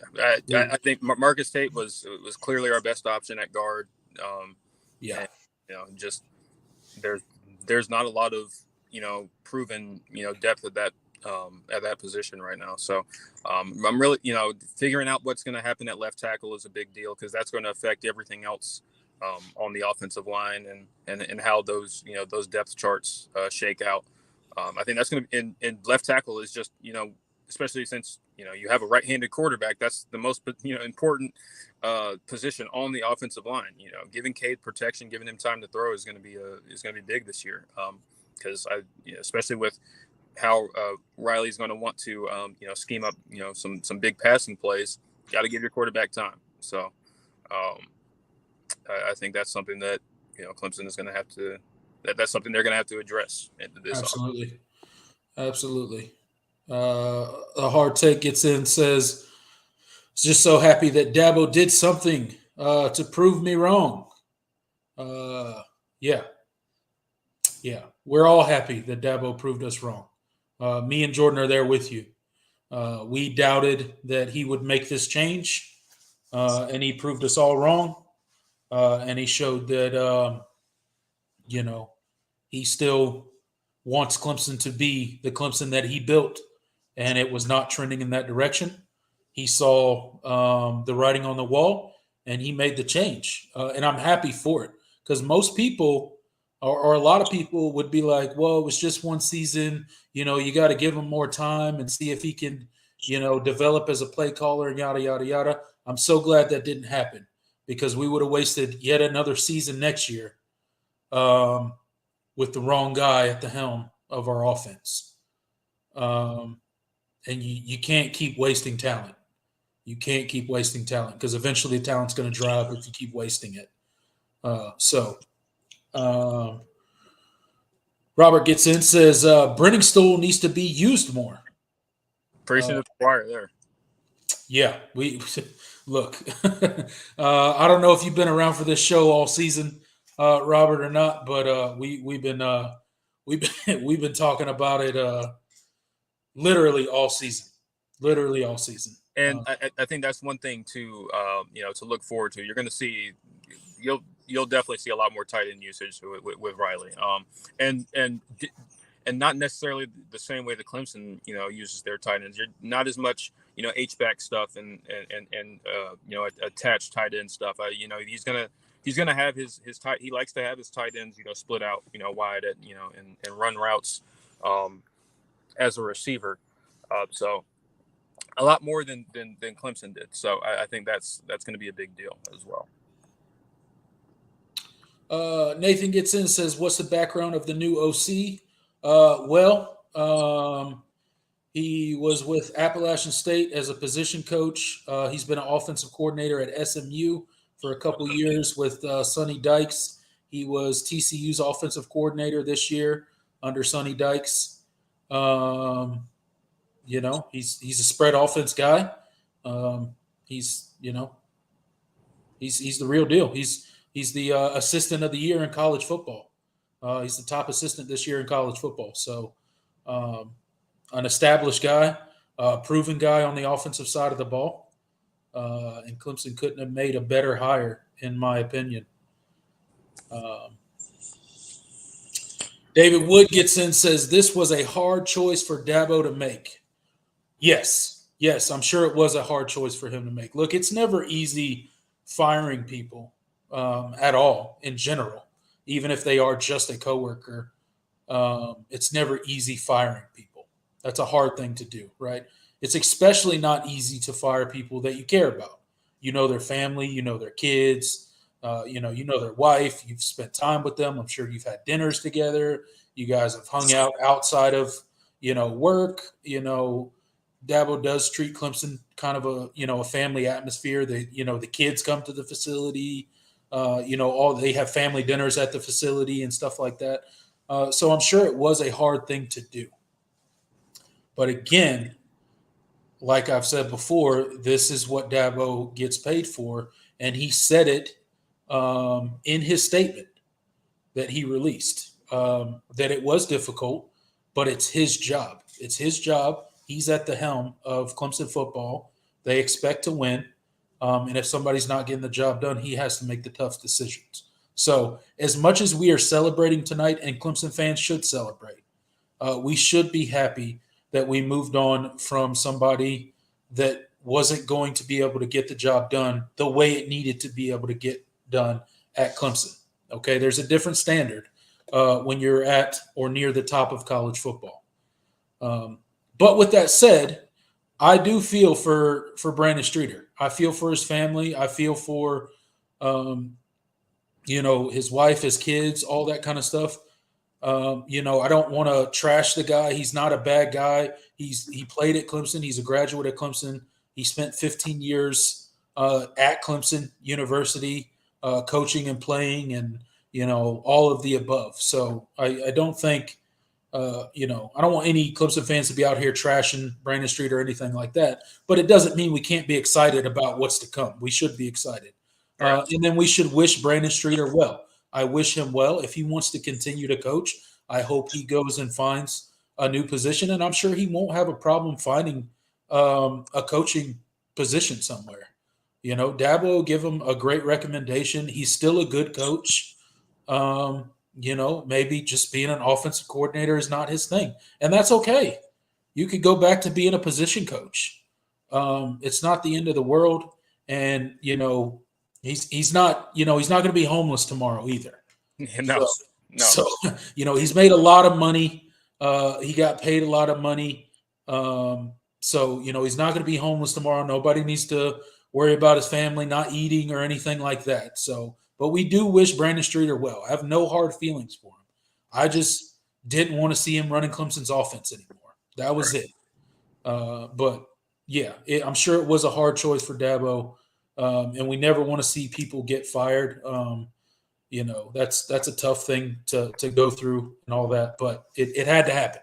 Yeah, I mean, and especially since, Dabo – I think his dream and what he would ideally want for Clemson is to be a program where it's everything is it's inside out and everybody is has come through the program in some form or fashion, and everybody is being developed and being and getting opportunities and keep doing what's best for your own and all that. And I, I know this goes in the face of that, and I know it was not a choice that he enjoyed making or wanted to make, but these are the, like you said, I mean these are the kind of decisions that he's paid for. I mean he's the second highest paid coach. I mean with his new extension, he's the second highest paid coach in football, in college football right now. Mm-hmm. So, and the product on the field this season was not up to what it should be, and so a change was needed, and he made that change, and it's something that goes against what what he had hoped for when he made that hire. And trust me, I mean, everybody here wanted when especially when it was made, everyone wanted that hire to work out. I defended the hire. Yeah. And I thought there, especially with some of the other changes that were made on the staff, I thought there was an opportunity to go get someone else. You didn't. I didn't love that, but I thought there was a chance for it to work out. And when it was clear that this is something that is not necessarily going to work out, especially with how the three losses and how you lost them, and the stuff that was said after the game, all the we probably should have done this, we probably should have done that, all of that. Should have ran the ball more. We didn't use the tight ends enough. Just the same stuff over and over. You were just like, Right. well, I mean, at a certain point, you got to actually do it, and it never happened. So Yeah. the learning from your mistakes part, I think, was a big downfall of Brandon Streeter in his time at Clemson. It just if Clemson had if Clemson lost their games like 52 to 49 every week, well, yeah, I mean, it's not on the offense, and Right. I know it's an exaggeration, but it's just the same recurring things, not running the ball, not running the ball when you should, getting away from what's working, putting your quarterbacks, whoever was starting, whether it was DJ or K, putting your quarterbacks in unnecessarily difficult situations, putting too much of the offense in their hands, and you can't do that over and over again. And even in some of the games that Clemson won, those same things happened. And this is just it's a business. And those kinds of things are stuff. If you were working a normal job and you kept making those same mistakes over and over again, your boss is not going to be like, well, you're learning on the job, and and keep saying that over and over again when you keep making the same mistakes, and you acknowledge that you're making those mistakes, Right. you continue to make them, and so. That wouldn't fly anywhere else in any other profession. So, I mean, it can't, you can't tolerate it here either. So, yeah, best of luck to Brandon Streeter. He's a former Tiger. I want him to. I wish all the success in the world for him. Yeah. But, this was just something that had to be done. Yeah, it absolutely had to happen. And to your point, and we talked about. I think we talked about this on Pigskin Pete's show, the ACC show, which you guys should check out, by the way. Pigskin Pete ACC show every Tuesday at 8 Great p.m. show. Great show. Absolute killer show. You guys should check that out. We're on it sometimes. So. Yeah, me and Jordan are on it sometimes. Sometimes he's on it. Sometimes I'm on it. Sometimes we're both on it. Just depends on who calls in that are on the panel that day. But I remember mentioning this on that show. And one of the things I said was, if you've heard any of Brandon Streeter's post-game press conferences, you've heard every Brandon Streeter post-game press conference, right? Yep. It's always, well, we should have ran the ball more. Yeah, I wish Shipley had more touches. Yeah, I wish Maffa had more touches. Like, bro, why do you keep saying the same thing over and you do know you're calling the plays, right? Like, no one else is calling the plays. This is like, if you're not getting the ball to your playmakers enough, that's on you. That's not on anyone else. You are in the booth. You are calling the plays. So if you don't know that during a game, if you can't manage and know that, whatever playmaker, whatever that pitch count, if you will, you want them to get to, if you're not making that happen and you can't manage that, well, then this is probably not the job for you. So it was super frustrating as a Clemson fan to hear him, us get frustrated, like, why are we not running the ball? How many times, Jordan, were we doing a post game reaction this season on this channel, and we were like, man, and we'd go to the stats, right? And we go to the rushing stats, and Moffa would have like, I don't know, like 7 to 10 carries, but his yards per carry would be like 6, 7 yards per carry. And we're like, why is this dude only carrying the ball 6 or 7 times? Or Shipley would have like, 13 carries, or he'd have like he'd have like a decent amount of carries in the first half, right? South Carolina game. Yeah, and his yards per average would be like super high, averaging dang near a first down every time he touches the ball. And then in the second half, he touches the ball, like 3 times in the second half in that South Carolina game? Like, stuff like that can't happen. Like, that's stuff that gets you fired, clearly, because that can't happen. You can't have a dynamic guy like that who is, performing really well in the first half, and then you just abandon him in the second half. That kind of stuff cannot happen. And it would be different too if you were getting the production out of the quarterback, out of the quarterbacks that would warrant that type of decision. I mean, right. The South Carolina game is obviously the most egregious example, because you had a guy who finished 9 for 29 on the game in 99 yards. Yeah. And just why you are when you see your quarterback struggling, and when you see that the defense is clearly not scared of is not really scared of your quarterback making plays, and you continue to put the ball in his hands, I don't. It's stuff like that where you can't tolerate that over and over and over and over again. I mean, why is Cade Klubnik throwing the ball 52 times or 54 times, whatever? 54 times. 54 times in his first career start. And I think I heard. I listened to Eric McLean, right? Yeah. Well, he's got a YouTube channel with Kelly Graham. Yeah. So I listened to their breakdown, and something caught me that he said, because we talked about it in our live post game reaction, right? And he said something that we said, and he was talking about, why do you let your freshman quarterback throw the ball in his first start 54 times? But then he threw a stat out there that like baffled me. He dropped back, like he passed the ball 54 times, but he said he threw out a stat, and I forget the exact number, but it was like 72 or something dropbacks in the game. Some of those ended up in runs. He had like 20 runs in the game, so some of those were dropped. So apparently he dropped back 72 times in the game against Tennessee. That's completely unacceptable. Yep. Like, there's no way that should ever happen. That's insane. But yeah, Eric McLean said that stat, and I was like, "You have got to be kidding me!" And you know what? And this is something I probably should have looked up, because this is something I've been questioning since that game. I mean, did Trevor Lawrence ever throw the ball 50 times in a single game?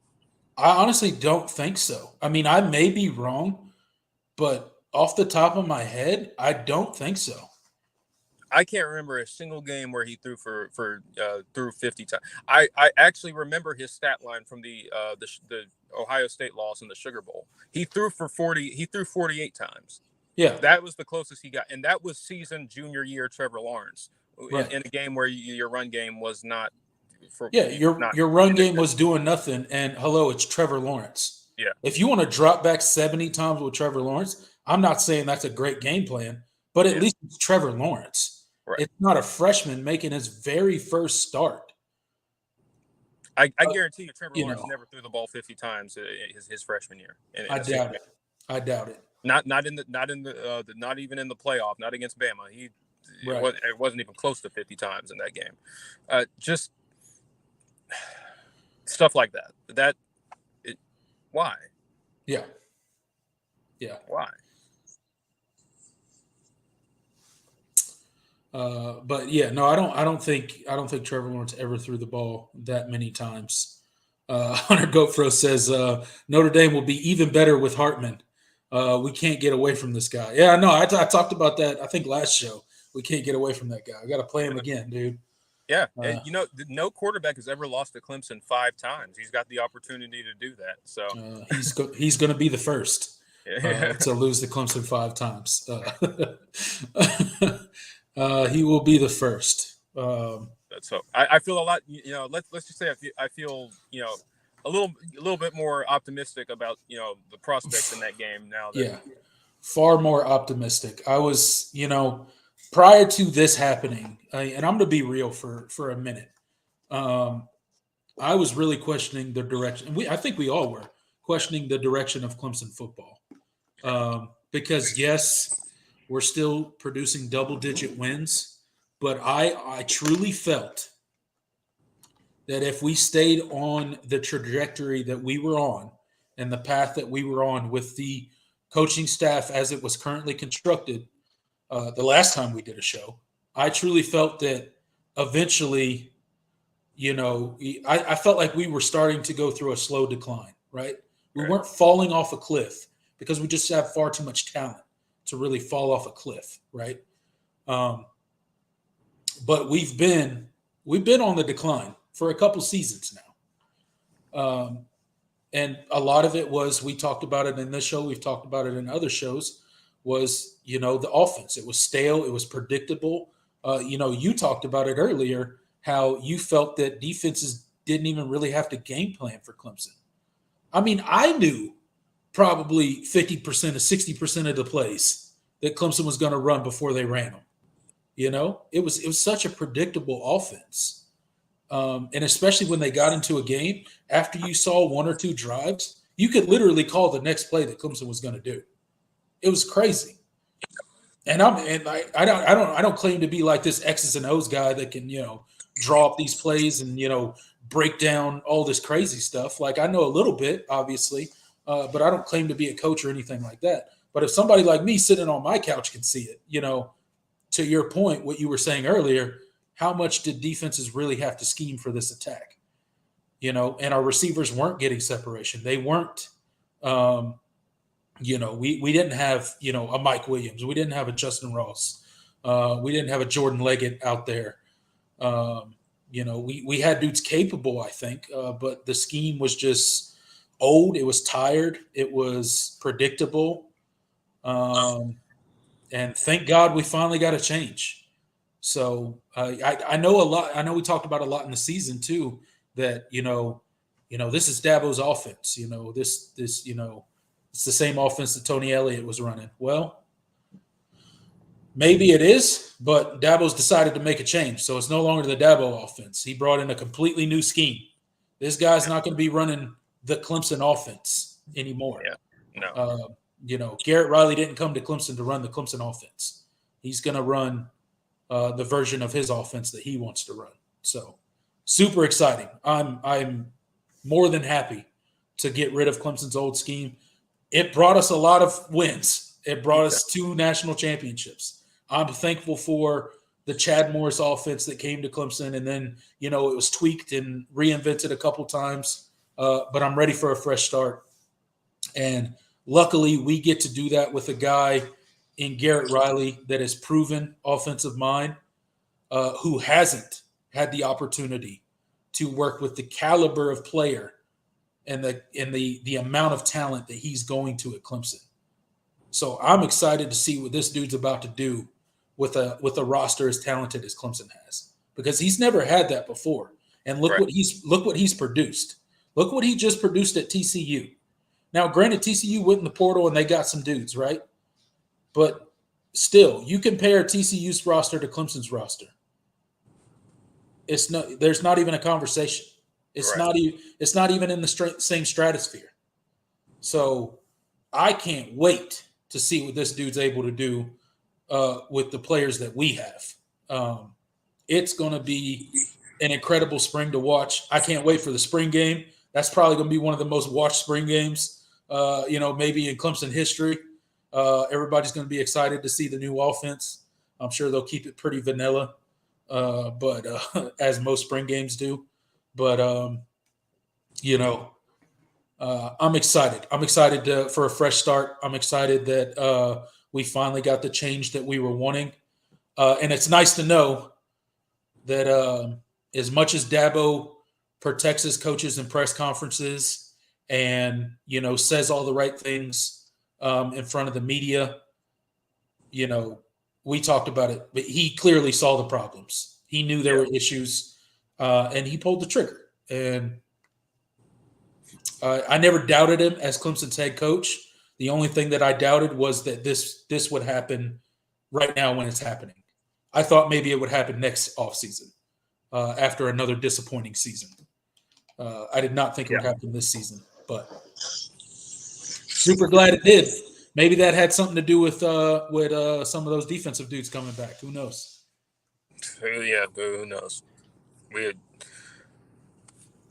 Yeah, man. I mean, I just I feel the same. Let's see. My contact is drying out my eye, so I am in a lot of pain right now. I don't know why. Oh my god. Oh, you all right? Yeah, I'm fine. Woo.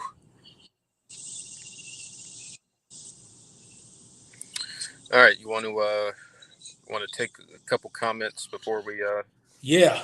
So guys, we are going to wrap up the show here shortly, but we will stay on for 5 or 10 more minutes fielding your guys' comments. If you guys got any questions for us, if you have any comments, any topics that you would like to hear us talk about before we get off on this show, please get them into the comment section now. I see a lot of people in here talking about the transfer portal. Clemson has no room on the roster right now. We're not going to get anybody in the transfer portal right now. No. We do not have enough scholarships. 85 is the limit. And I'm pretty sure we're at 85, or we might even be a little over 85. I don't know what we have going on right now with all the people that came back, and I don't know how all that's shaken out. But I don't think we have any room to bring anybody on, even if we wanted to right now. Now, granted, the portal is going to open back up in spring, so.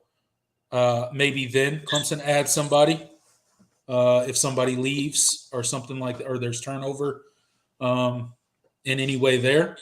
I'm sure Clemson will utilize the transfer portal if somebody leaves in spring because there's no option to fill those holes through recruiting high school players. So we wouldn't have an option other than to go to the transfer portal to fill those type of holes.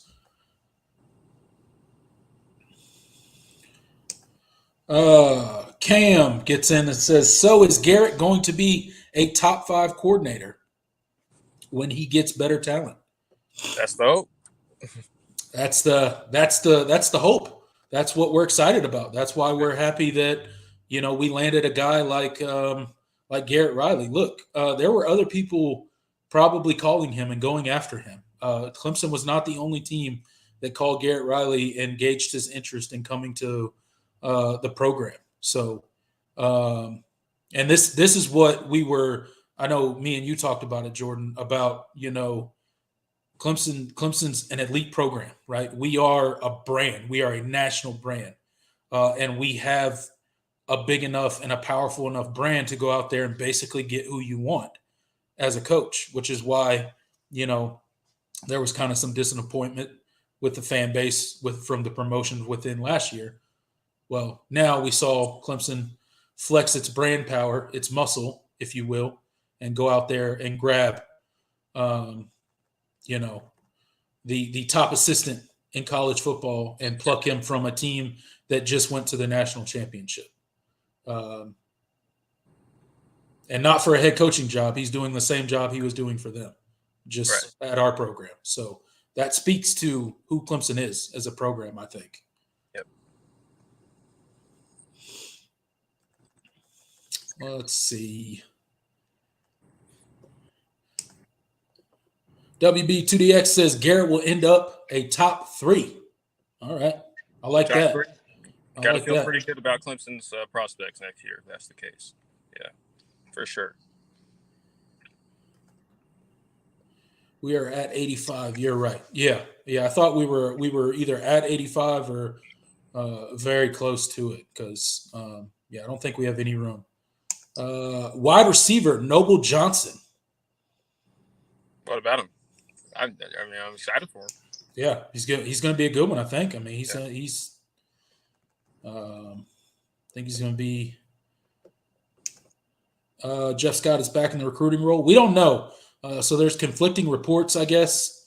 There's reports out there saying that Jeff Scott is coming back or is back with Clemson as an offensive analyst and in some sort of recruiting aspect as well. And then I guess other people are seeing reports where he's saying he's still sitting out for personal reasons. So we don't know. Hopefully that'll be confirmed. There is a press conference at 4 p.m. tomorrow. I'm assuming that will be Garrett Riley's introduction press conference. I'm assuming Dabo will be there. I'm assuming Garrett Riley will be there. Athletic director Graham Neff will be there, obviously. And they'll introduce him as the new offensive coordinator. And hopefully we get our question answered about Jeff Scott from that, like confirmed without a doubt from that interview or from that press conference. Hunter Goatfro says he's pumped for Jarvis Green as well. Same here. Yeah, well, I can't wait, man. Gatorade Player of the Year in South Carolina. Going to be an absolute baller. Is Jarvis faster than Will Shipley? I doubt it. And not because I'm saying not because I think Jarvis is slower or anything. And Shipley's not like a super fast burner. I think Shipley would probably. I think Shipley probably has a little bit more, a little bit more speed. But they're probably gonna do plenty of races in the off season. So we'll see. But I think I would say if I had to. I don't obviously I can't see them side by side right now, but if I had to guess, I'd say Shipley's probably a little faster than Jarvis. Philip gets an interesting question. Do you think this hire will cost Clemson players leaving for the portal? I don't think so. If anything, I think it makes Clemson a more attractive place to be.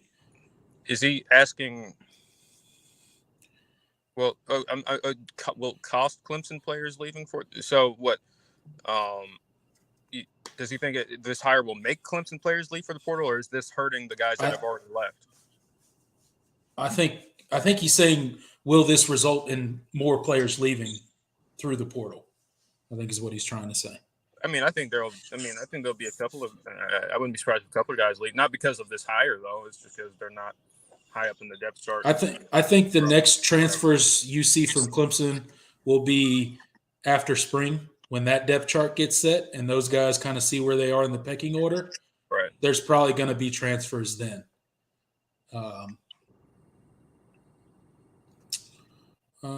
am still worried about Wes Goodwin. I don't know if I'm worried about Wes Goodwin. I think we're still in wait and see mode on him because I don't think there was the thing I'll say about Wes. There were a lot of moments where he left left a lot to be desired, and yes, but I don't think Clemson lost a single game because of the defense. I would say no, at least not the sole blame. If you had to point to one thing, I don't think there was any game this season that you could point to the defense as the primary reason why you lost the game. Notre Dame. The defense kept Clemson in that game for a very long time. They get the offense threw a pick six and special teams gave up a blocked punt for a touchdown. So really, the defense only gave up 21 offensive points, which is pretty good when your offense literally can't get a first down most of the night. So that and then Cade threw a pick deep in our territory. So that was basically giving up another touchdown right there. So South Carolina game, I feel like that was probably their worst game because there were just so many busts in the well, other than the Wake Forest game. Just talking losses, I think the South Carolina game, there were times where you had a lot of busts in the secondary, and I think that was a big deal. But you also, I don't know, there were times where the offense gave the offense gave South Carolina short fields, and that kind of put a lot more pressure than there needed to be on the defense. And they scored one of Clemson's touchdowns in that game. They got a pick six early in the game and set the tone. So I mean, you can't really complain too much. They didn't play perfect that game, but it was definitely the offensive performance was the reason why you lost control of that game and end up losing the way you do. Then the Orange Bowl, Tennessee. I mean, it was 14-3 at halftime. They were at 14 for they get, and the offense is moving the ball and not scoring points. I mean, the defense gave Clemson every opportunity in every single game. The one game where they didn't show up, the offense actually managed to show up in that Wake Forest game. But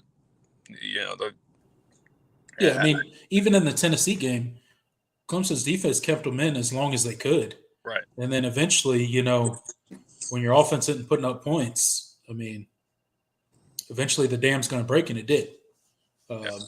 So we're wait and see mode, but I'm optimistic. I'm hopeful for Wes Goodwin. I think he can be a really good defensive coordinator. He's not there yet, because I think he has the mind. He has the talent. I think he understands the game at a really elite level. Right. I think the stuff that doesn't get talked about as much when you're an assistant coach is how you relate to how you talk to your players, how you coach them up. Being a presence in that locker room is a big deal. That's something that Brent Venables was just a master at. I mean, he knew how to get the most out of his players and knew how to coach them. And I think that's an area where Wes still he's still growing, growing there. Yeah, absolutely. But I think he absolutely he understands the game. Yeah, that's something that you can grow in. And he's also recruiting well. You can grow and become a better leader, right?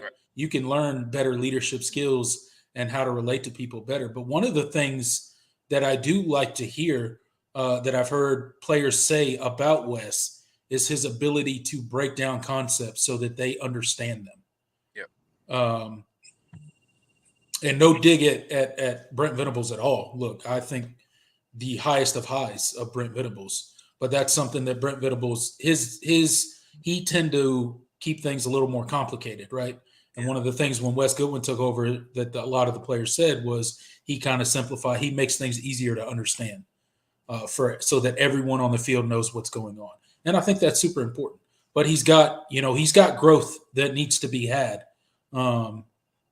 But it's in areas where he can grow. His X's and O's, I think, is unquestioned. I think the guy can, draw up plays and concepts and talk football. He can talk circles around any of us. So who steps up to replace Woodaz? Woodaz ain't going nowhere. Yeah. Well, did Woodaz enter the transfer portal during this show or something? I hope not. Yeah. Woodaz ain't going nowhere. I'm excited. I'm really excited about him. I think he's going to be a really versatile piece in this defense. Woodaz is going to be a key piece for our defense. Don't say anything. He better not go anywhere. He's not allowed to go anywhere. He is not allowed. Oh, he meant Brzee. Well, I mean, we still got Tyler Davis. We still got Rook. You still got Trey Williams. Peyton Page, Demonte Capehart. Peyton Page, yeah. I mean, we got at defensive tackle. We are still very stacked at defensive tackle. Now, would we all have liked to see, Brian Brzee come back? Sure, but we are going to be okay without Brian Brzee. We do have quite a bit of depth, especially at the defensive tackle. Now, a little bit leaner on the edges for sure, but at defensive tackle, we're definitely sitting pretty good. All right, we'll take a couple more before we get out of here. We're approaching the 2 hour mark, guys. So we're going to wrap this up here pretty shortly.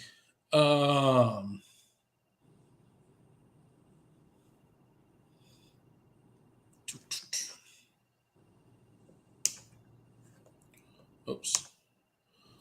I hope the offense is scary, explosive. So do I. Yeah, absolutely. So do I. Especially with a defense like we got. And I think we'll be better in the secondary next year. We got a lot of our young dudes experience this year, which, is going to be great going forward. Maybe not so great in particular moments, but it'll pay dividends for us moving forward.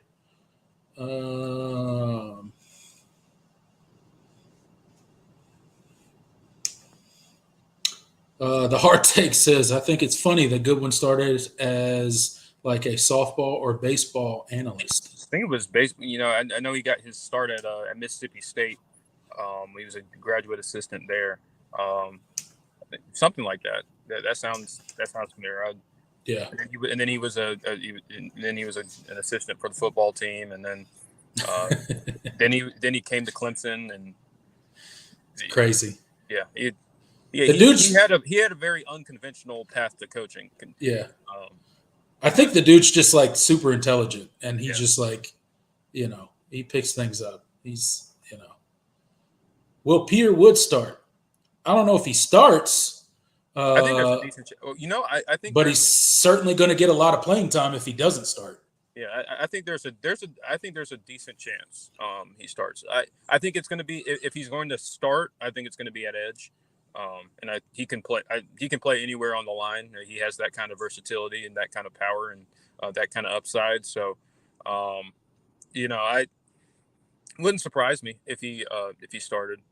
I don't think he's going to, overtake, Tyler Davis or Rukaroro, but maybe some of the other guys behind them. He could sneak in some more, snaps at defensive tackle, but I think he's going to see plenty of snaps this year. Yeah, like I said, I don't know if he'll start because if you've followed Clemson football for a very long time at all, a defensive line, they tend to, whoever runs out there first, right? Like it's like if you look at their depth chart, it's like an or, right? So it's like this dude or this dude, right? They don't technically name a starter, that type of thing. So like XT and KJ were co-starters. Yeah, right. They were like, it was like XT or KJ, right? Like there was a specific number one on the depth chart. So that's kind of how they run things. So I don't know that it really matters whether he starts or not, but he's going to get significant playing time if he truly is the player that all of us think he's going to be. So, does TJ Dudley fill the role of Trenton Simpson, or do you think they move Barrett Carter over to Nickel Sam? That's a really good question. It is a good question. And I'm really interested because we haven't seen a lot of TJ Dudley. I mean, he was a really late pickup last recruiting cycle. Really good get late in the year, especially when Clemson had those decommitments with Brent Venables deciding to go to Oklahoma. But he's a player that I think is really interesting. I don't know if he's. We'll have to see, and a lot of it's going to have to do with what happens in spring. But I think a guy like, I think obviously you've got Barrett Carter, you've got Jeremiah Trotter, and I think they have a lot of versatility. I think you're still going to have Trotter at Mike, but I think Barrett Carter is going to be that Swiss Army knife. I think he's going to play in multiple positions. So I think you're going to see him at Sam a lot of times. I think you're going to see him at Will. He played really well at Will when they finally switched Carter and Simpson switched Simpson back to Nickel Sam, which is where he was more comfortable.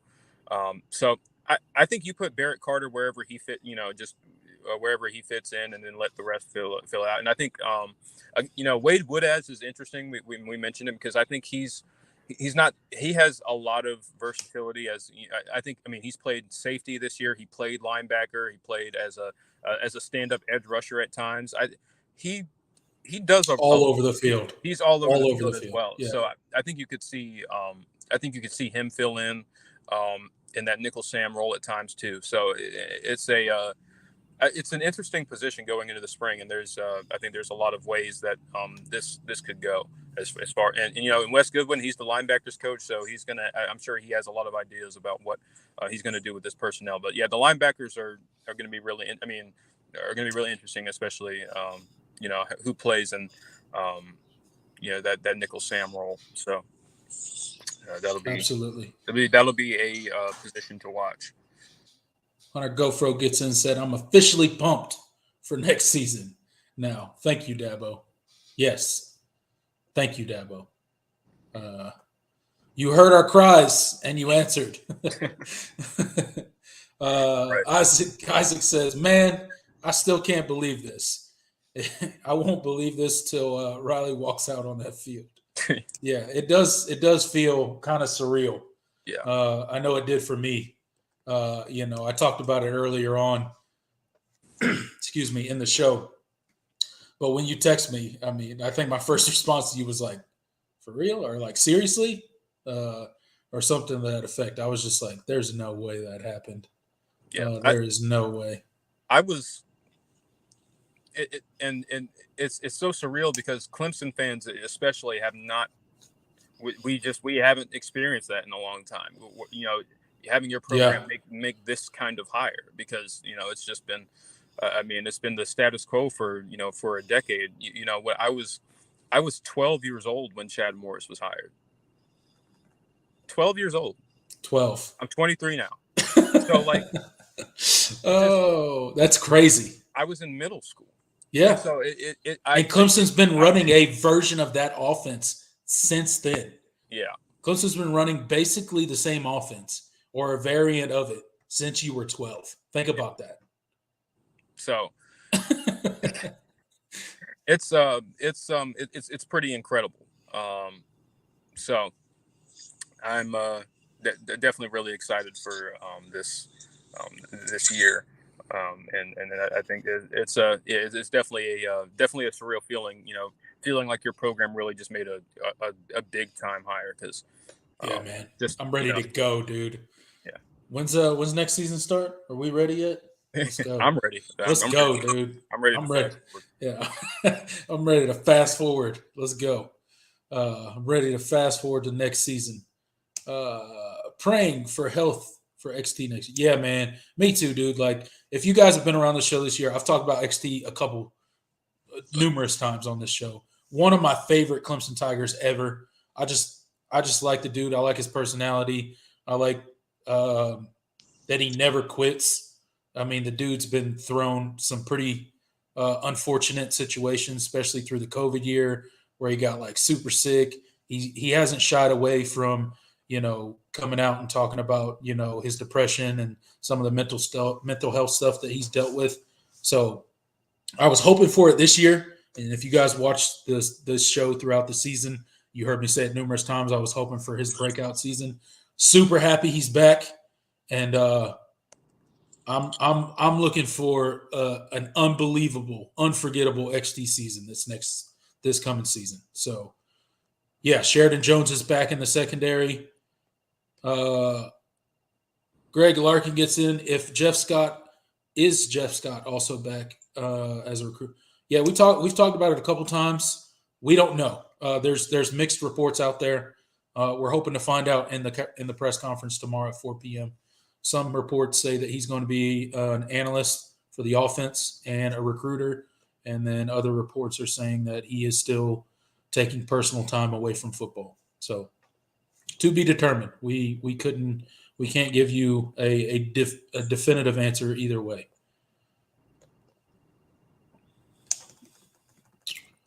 But we hope so. Cooper, great show, guys. Thanks, man. We appreciate it. Thank you. Hey, guys. I think we're going to end it there. I think that's a good place to end it. I'm ready to fast forward to next season. I'm so hyped right now. We got a brand new offensive coordinator. We got a brand new scheme. We got dudes coming back on the defensive line. We got tons of returning starters on offense and defense.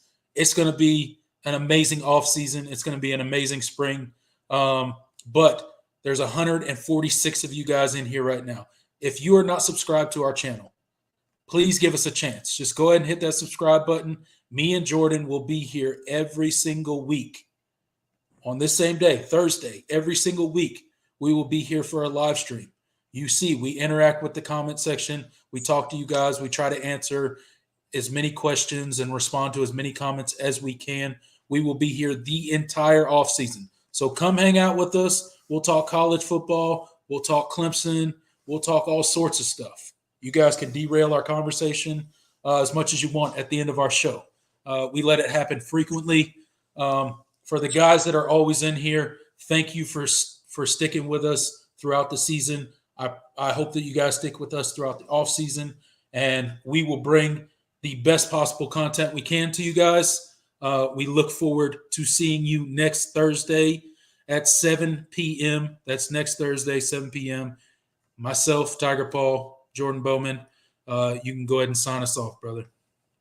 Yeah, just to echo, thank you guys for tuning in. This is probably our biggest show we've done since we started this year. So really happy to see how this channel is growing, seeing how this audience has grown. I see a lot of our regulars, and more and more people have joined on and become regulars. So I hope some of you guys, I hope a lot of you guys definitely stick around. We'll see you guys next week. Maybe there's bigger news on the horizon. Who knows? We definitely want to do a more in-depth season review at some point. But this was too, the news today was too big to not to address and spend a lot of time on. So hopefully we can hopefully we get to do more of that next week. But yeah, thank you guys for tuning in, and we will catch you guys next week, Thursday, 7 p.m. Yeah, catch you guys next week. Look out for that in-depth season review next Thursday at 7 p.m. But until then, I'm Tiger Paul Craven. He's Jordan Bowman. We'll see you next time. Thanks for stopping by.